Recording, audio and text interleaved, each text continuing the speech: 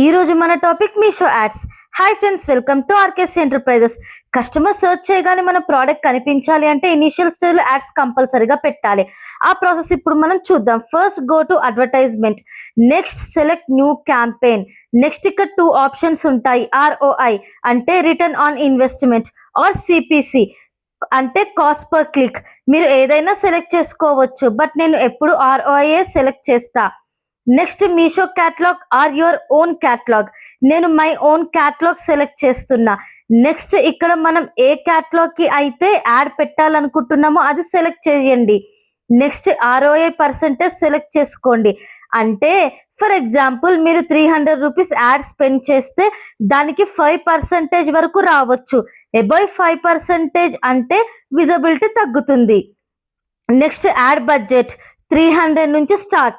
మీరు మీ budget set చేసుకోవచ్చు. Last submit campaign.